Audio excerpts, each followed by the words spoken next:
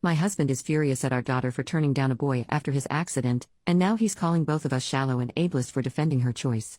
So my husband and I have been arguing about this all day, and I need some outside perspective. My husband picked our daughter, Cindy, up from school, and he saw her speaking to a schoolmate that she had previously had a crush on. For context, last year during a sleepover, my husband and I overheard Cindy's friends lightly teasing her over having a crush on this boy. My husband also gently teased her with some innocent jokes like Cindy and boys sitting on a tree kissing type of silliness, and he sometimes brings it up randomly to tease her, like asking her if she wants to invite her boyfriend when we go on family outings. She never actually dated him or is even friends with him as far as we know. Her dad just likes to tease her. Anyway, apparently over the summer the boy was injured in an accident and he missed the first couple of weeks of school as a result. When my husband was picking her up, he saw them talking and noticed that the boy had significant scarring on his face and hand. When he asked her what happened to him and what they were talking about, saying that the boy looked disappointed, she explained to him about his accident and that he was just asking her out on a date but that she turned him down. My husband was furious at her and scolded her for being so shallow as to reject him because his appearance has changed. Cindy was crying when she got home. She told me all this and insisted she was polite when turning him down and was just not interested in him like that anymore. I told my husband to apologize to our daughter and that he never should have made her feel bad for turning down anyone's romantic advances.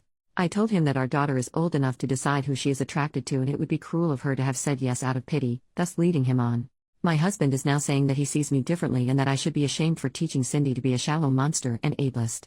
He is also angry that I undermined him when he was scolding our daughter and says we should not undermine each other's authority when disciplining our child. I was not doing it to undermine him. I just think it's not healthy to make our daughter feel guilty and shamed for not being interested in someone.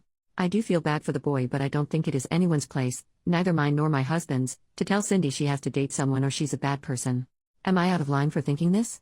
Because my husband seems to think so. Update 2 days later. Hi everyone. I got a lot of responses yesterday and I thought I should update on what happened since I posted. I wanted to address some things first that I saw in the replies. 1.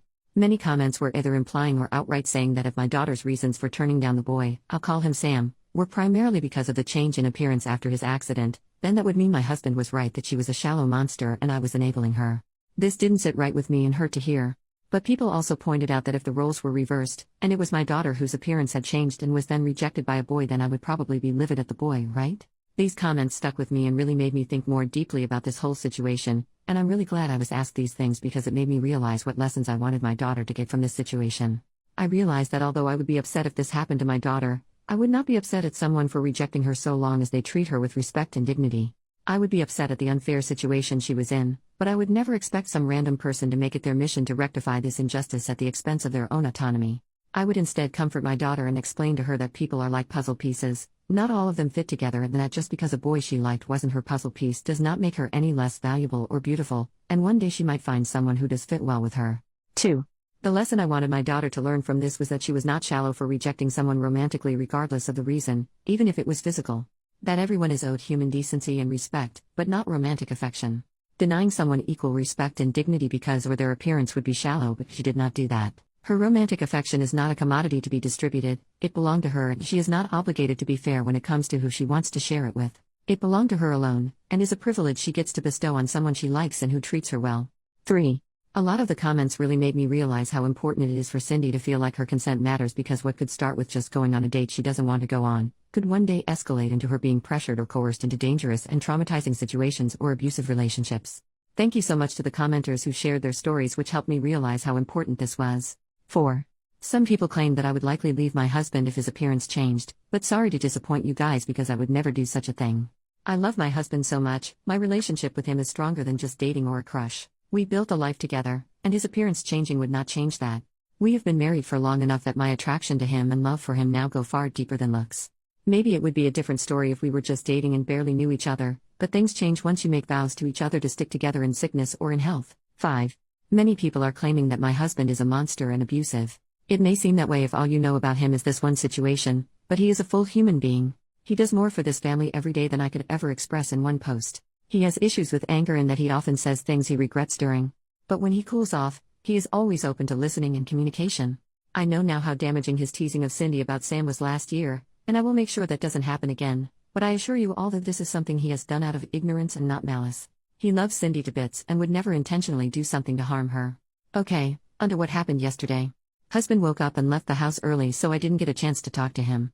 When Cindy woke up, I made sure she was okay and told her I wanted to talk to her about what happened the day before. Her friend's mom gave her a ride home and she got here before my husband did, so we were able to have a heart-to-heart. I told her that she doesn't need to explain to me or anyone why she changed her mind about Sam, and I explained to her all the things I mentioned above. That Sam was going through something very hard and she should be kind to him, but she does not owe him a date if she is not interested in him romantically. That she isn't shallow and should never feel pressured to do something with someone she doesn't want to do, and that her dad was upset and said things he didn't mean. Even so, he still loves her and so do I. She was starting to cry, so I held her for a while. She told me she was upset more than anything that her dad thinks of her as a bad person. This broke my heart, and so I told her I would talk to Dad about this when he gets home. When my husband got home, I told him we needed to talk about yesterday. He didn't want to at first, but I insisted and told him it was about Cindy's well-being, as she was still upset about it and even thinks that her own father thinks she is a bad person. This upset him and he said of course he didn't think that.